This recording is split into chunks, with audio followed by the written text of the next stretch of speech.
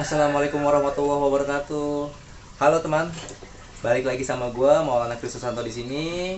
Dan kali ini gue bakal ngebahas lagi cerita misteri-misteri bareng sama Mas Ardi. Halo Mas Ardi, apa kabar? Alhamdulillah. Gila nih. Kemarin sempat kita nggak belum upload video lagi karena cuacanya kurang mendukung juga dan kita nggak punya studio sendiri. Oleh karena itu, ya cari waktu yang kondusif aja. Kali ini kita bakal ngebahas soal mitos. Mau tahu serunya kayak gimana? Kita lanjut ke mitos pertama. Adalah katanya kalau misalnya kalian nih atau teman-teman punya semua yang pasti udah tahu mengenai perpantai-pantaian.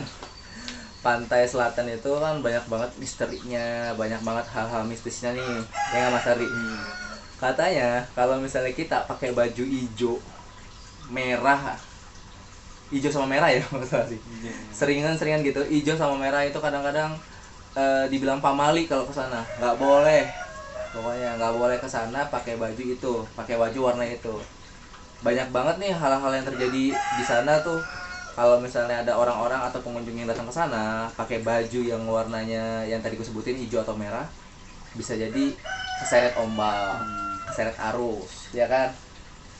Kita ya udah jadi rahasia umum dah. Nah, kalau menurut Mas Ardi itu gimana? Kalau jujur sih saya belum pernah nyobain. Belum pernah. Belum pernah nyobain. Jadi sama belum sekali. pernah tentang mitos ya? Belum.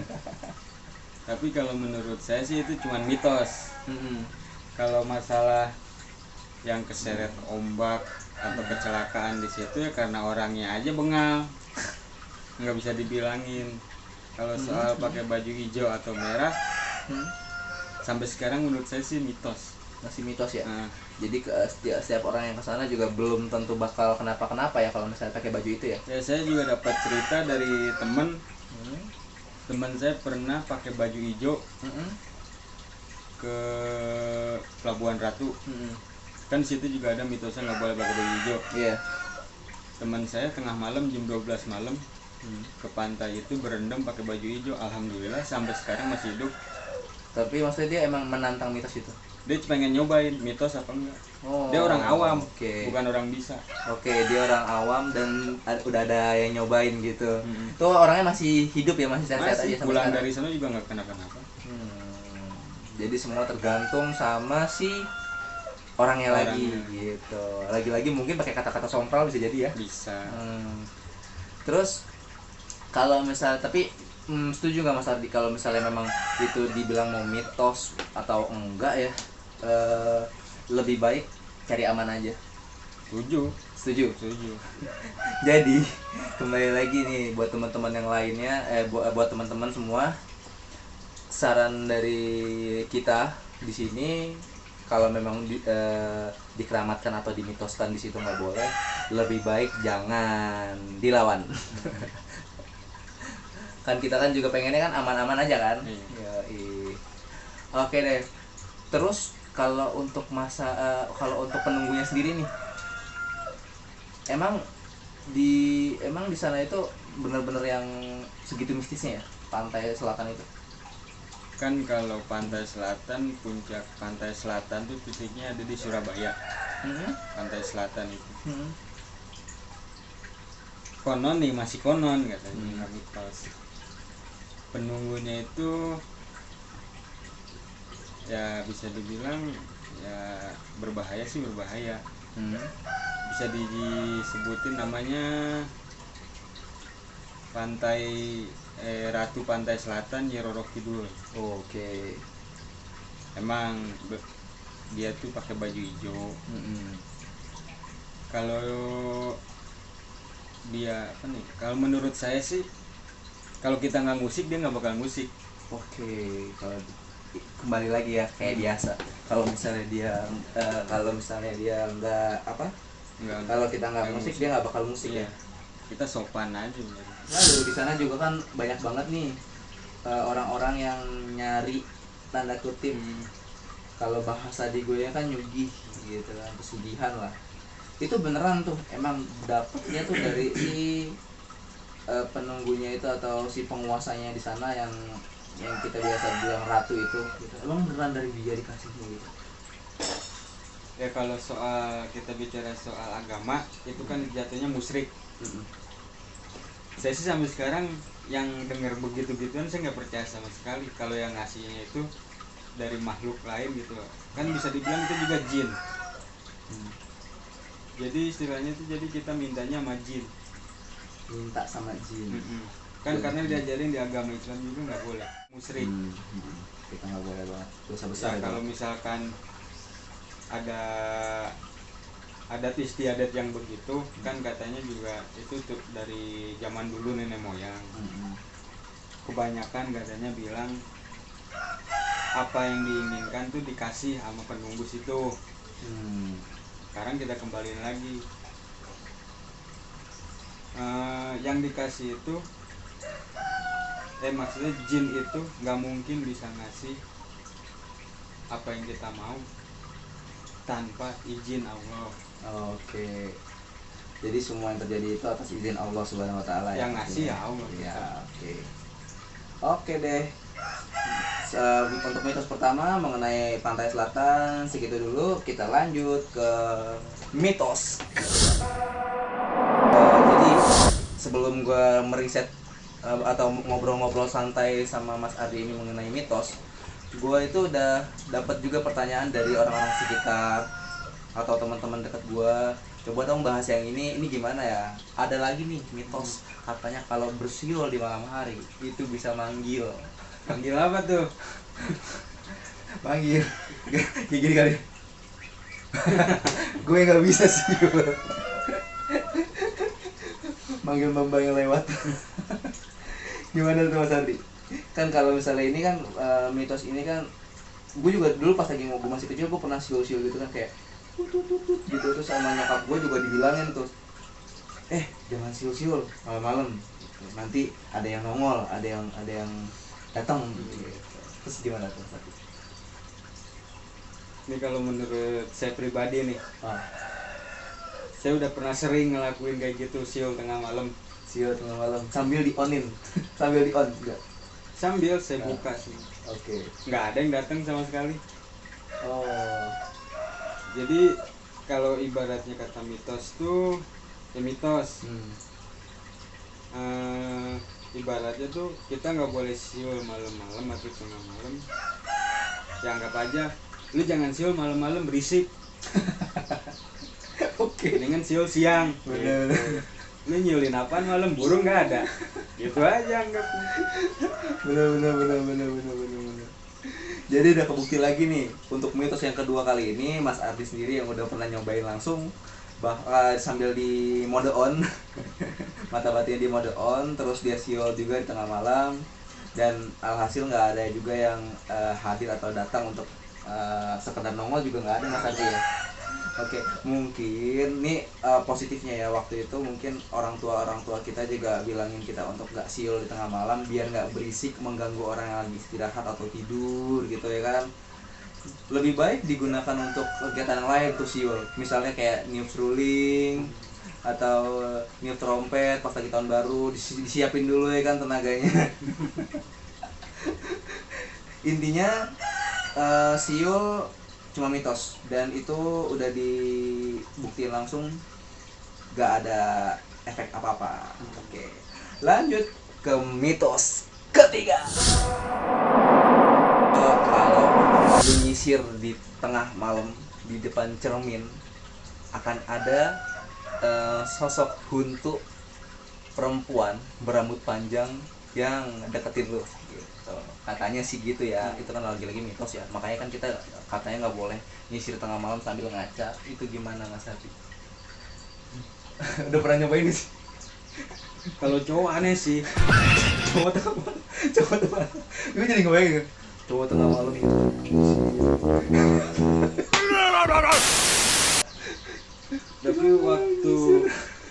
tapi waktu itu pernah Apa tuh? kejadian istri saya nyisir tengah malam. Nyisir di tengah malam, oke. Sekitar jam 12-an atau setengah satuan gitu. Di depan cermin dia sambil duduk. Rambutnya yang panjang. Di situ saya sengaja kan, saya dengar juga mitos itu. Saya buka mata batin, saya onin, nggak ada yang datang. Nggak ada yang datang juga, Nggak ada. atau hawa-hawanya langsung berubah gitu? Nggak ada. Bener-bener yang normal-normal aja ya? Saya tanya istri saya juga, ngerasa merinding nggak? Enggak. Itu di mana? Di kontrakan Di- di Jakarta atau di kampung istri kampung? saya. Oh, oke. Di kampungnya di daerah mana sih Mas Ardi? Cirebon. Uh, pas banget sama cerita awal gua. Lagi-lagi Cirebon. Di Cirebon ya, oke. Mm-mm. Jadi kalau menurut saya itu sih mitos. Mitos. Nggak ada lah yang datang ya, mungkin dalam artian tuh jangan nyisir malam-malam tuh, lu kayak nggak ada kerjaan aja nyisir malam-malam. Ya bisa jadi dia habis mandi tengah malam. Bisa jadi dong, kan mandi tengah malam, mungkin habis bekerja pulang tengah malam lalu mandi lu sisir. Ini sisir ya aneh juga sih sisir Iya, tengah malam. mandi tengah malam kan juga kata dokter nggak boleh, penyakit. Tapi kata dangdutan boleh. Di kembang tengah malam. Oke, intermezzo. Jadi lagi-lagi masalahnya sih di tengah malam di depan cermin udah pernah dicobain juga sama istrinya Mas Ardi langsung. Percaya nggak percaya, mitos-mitos ini tuh belum lama kita konsepin kayak gini ya. Kita bener-bener yang instan banget dan ternyata itu udah pernah dicobain juga gitu.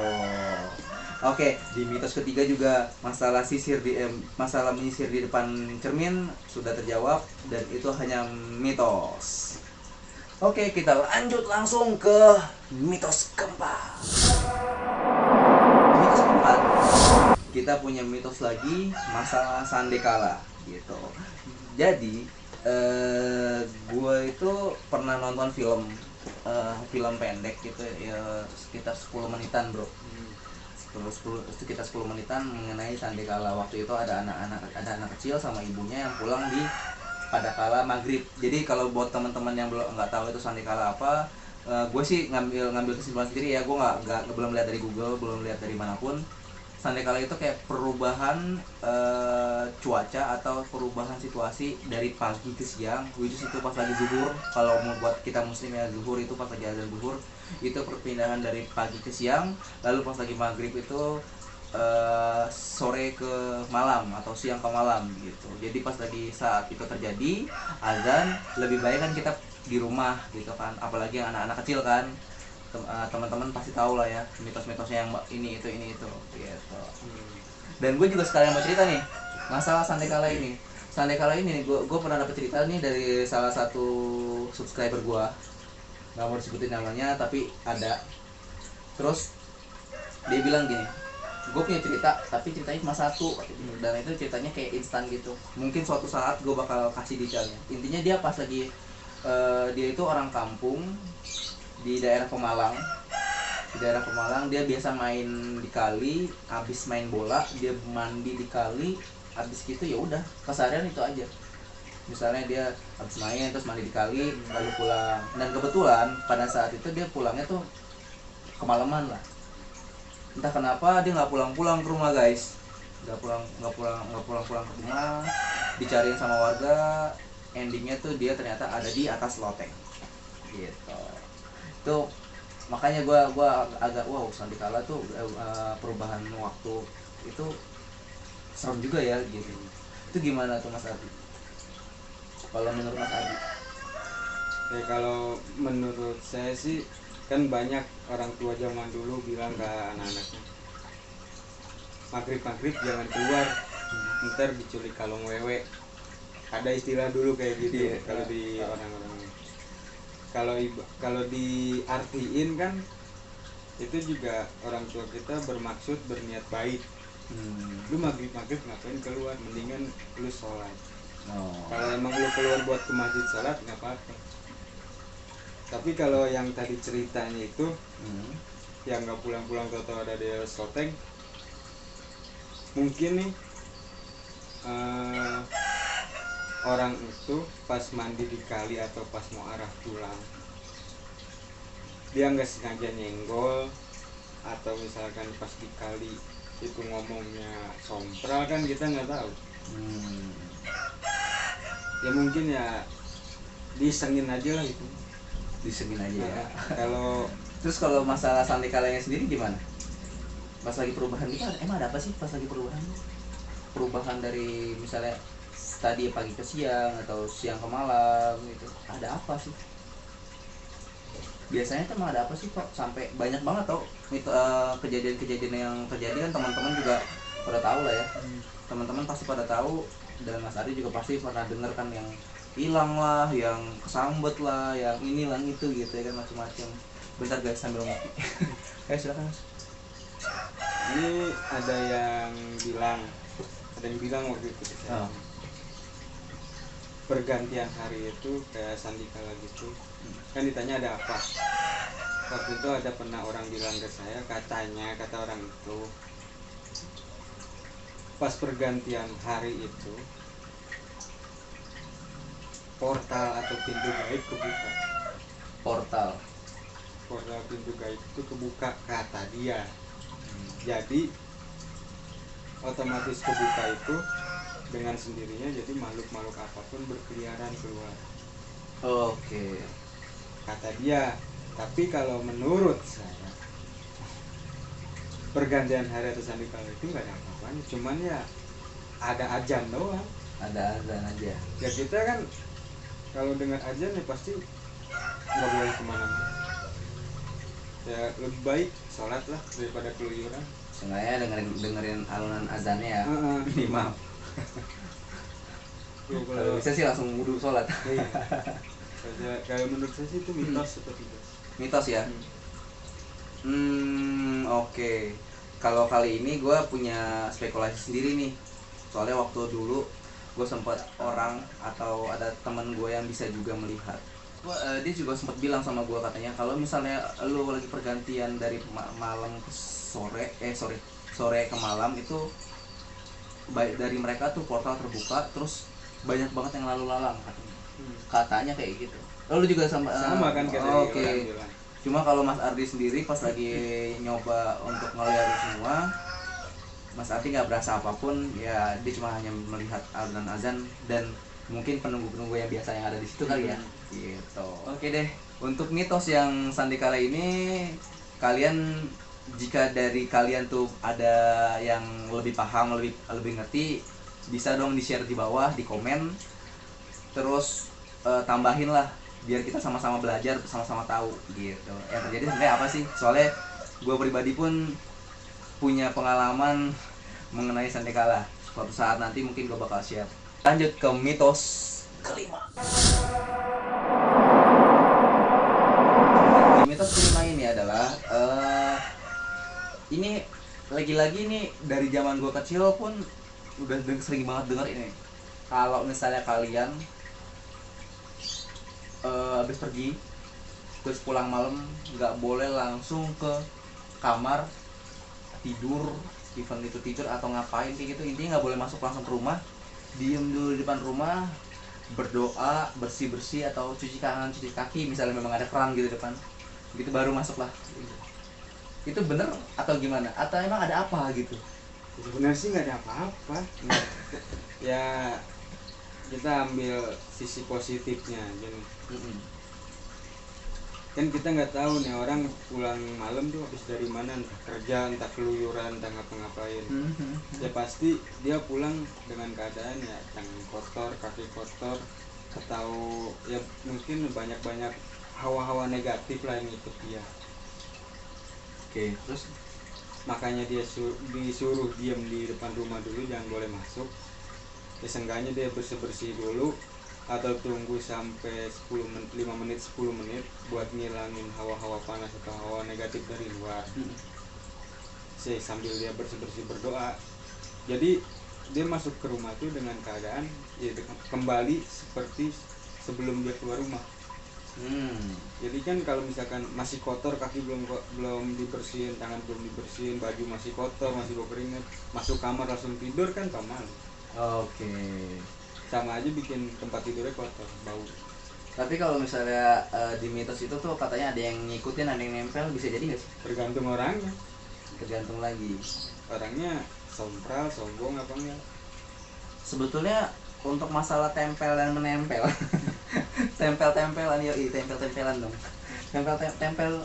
Masalah tempel-tempelan gitu dengan si sana, dengan makhluk sana itu gimana sih Mas Ardi? Kayak kemarin nih guys, jadi gue sempat cerita, sempat ini juga pas lagi gue syuting video YouTube waktu itu sama Mas Ardi di Gubuk, sempat tempat kita biasa ngambil atau nge-shoot video. Itu ada teman kita juga yang tiba-tiba lagi kita lagi proses syuting video, dia sakit. Dan Mas Ardi tuh nggak tahu, kalau gue sih nggak sadar ya pas lagi Mas Ardi tuh ngapain sih, tiba-tiba Mas Ardi tuh kayak ngusapin pundaknya dia, set gitu. Ya gue pikir yang cuma negor doang, gitu. Terus gitu udah. Pas lagi kita lanjutin syutingnya video, Mas Ardi bilang, pas lagi jeda, Mas Ardi nanya ke teman kita ya Mas Ardi, lu habis dari mana? Gitu. Katanya ada yang ngikutin lu dari mana? Ngapain? Gitu. Terus dia bilang dia tugasnya itu nge-grab atau nge-ojek online, intinya kayak gitu, dan dia nggak sengaja nabrak Miss K ya, Miss Universe. Katanya Miss Universe-nya bilang, orang ini gua lagi di pinggir jalan tiba-tiba ditabrak, gua nggak seneng. Gitu katanya. Abis gitu tuh langsung otomatis ngerasa gak enak badan aja katanya gitu. Nah, masalah ketempelan kayak gitu tuh, itu sama dengan ketempelan atau enggak Mas Ati kalau misalnya begitu? Tempelan. Soalnya itu benar-benar nyata banget di depan muka kita ya. Abis dibersihin, langsung kayak stamina-nya tuh ada gitu. Langsung bisa seger gitu. Seger. Langsung seger ya. Iya udah mendingan gua. Benar-benar nggak bisa dibikin pakai logika gitu. Nggak masuk akal lah pokoknya kalau buat gue ya. Mungkin kalau Mas Ardi karena dia bisa lihat, oh yang ini ngelendotin. Nah itu kayak gitu gimana Mas Ardi? Padahal tuh teman kita yang itu kan dibilangin tadi kan, masalah pulang malam ada yang nempel. Nah kalau dia nggak pulang malam malah Nggak pulang malam. Itu ada dua faktor, tergantung manusia, tergantung makhluk. Oke. Tergantung manusia, kembali lagi kalau itu manusia sompral atau nantangin kayak gitu, ya bisa kemungkinan dia kalau nggak ketempelan kesambat. Makhluk bengal kan, kalau orang awam jalan dia nggak bakal ngelihat. Iyalah. Tabrak ya tabrak. Iyalah. Tapi emang kalau misalnya mereka ketabrak itu, ketika mereka tuh ketabrak, emang mereka berasa sakit gitu? Ya enggak. Terus kenapa mereka kayak marah gitu? Seakan sama dia menurut makhluknya tuh nggak dihargain gitu. Kayak lu kayak ngeliat gue, kayak nggak sopan, nggak permisi main tabrak-tabrak aja. Padahal di situ posisinya kita nggak lihat ya. Itu makhluknya aja. Jadi yang ada selain si manusianya, ternyata dari makhluk sananya juga kadang-kadang memang ada yang iseng lah ya, usil gitu. Terus Mas Ardi, kalau masalah kebersihan yang tadi, emang itu penting aja ya buat bersih-bersih ya? penting, itu paling penting. Apalagi kalau kita baru punya anak bayi, kita pulang kerja malam, pasti kan nggak boleh langsung masuk ke dalam. Iya itu, gue pas lagi punya anak gue, mau yang pertama mau yang kedua, gue pas lagi pulang malam pasti disuruh diam dulu di luar. Oke, diam dulu, baca doa dulu, istighfar lah intinya gitu. Ya itu kan kita istilahnya ngebersihin hawa-hawa negatif yang dari luar, hawa-hawa panasnya. Okay. Biar setelah itu kita masuk, kita udah bersih-bersih, ketemu anak nggak kerasa panas gitu. Oke deh, untuk mitos yang kelima ini, masalah pulang malam dan harus bersih-bersih atau harus nunggu dulu di luar biar menghilangkan hawa negatif itu, ada bagusnya sih kita memang harus bersih-bersih lah sebelum masuk ke dalam rumah gitu. Terus untuk mitosnya yang tadi masalah ketempelan atau enggak sudah kejawab juga, itu tergantung dari orangnya dan kembali lagi juga dari makhluk yang mau nempel itu. Mungkin dia memang usil padahal kita memang nggak bisa lihat. Mungkin juga pada saat itu teman kita yang ojek online itu agak mungkin sompral atau mungkin pikiran lagi kosong. Bisa jadi ya? Bisa. Oke. Jadi berhenti berpikiran kosong, apalagi berpikiran negatif. Kan soalnya banyak nih orang-orang yang nggak berpikiran kosong tapi pikirannya negatif mulu sama orang. Apanya? Puyeng, hidup lu julid amat.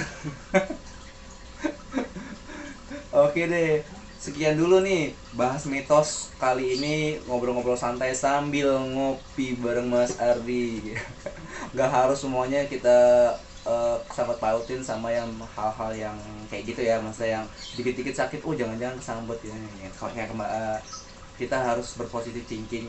Mungkin memang badan kita yang butuh istirahat, butuh asupan vitamin lagi mungkin, ya kan? Lagi efek begini nih, ya kan? Lagi pandemi. Terus untuk teman-teman yang mau share cerita, even itu cerita horor boleh, nyata pastinya. Terus menginspirasi, memotivasi, atau mungkin cerita-cerita miracle, keajaiban apa gitu yang pernah dialamin sama teman-teman semua. Bisa kalau misalnya memang kalian mau share, berbagi sama kita untuk kita ceritain balik, atau mungkin mau masuk ke satu frame sama kita berdua atau sama gua, intinya DM aja ke Instagram gua, gampang banget, maul_Chris 90, atau bisa juga DM ke Mas Ardi Cudil. Kalian nanti di deskripsi di bawah gua tampilin. Terus terima kasih buat teman-teman semua yang udah nyempetin diri untuk nonton video ini. Gue butuh banget subscribe kalian, like, share, and comment juga ke sosial media yang kalian punya. Akhir kata, gue Maulana Kristusanto dan Ardi. ini banyak banget nih yang bilang nih Mas Ardi nih, suara lu katanya kecil banget. Oke, gue Maulana dan Mas Ardi, kita pamit. Assalamualaikum warahmatullahi wabarakatuh. Bye. Oke nih Mas Ardi, kita lanjut ke mitos kelima. Mitos kelima itu apa ya tadi? Goblok. Gue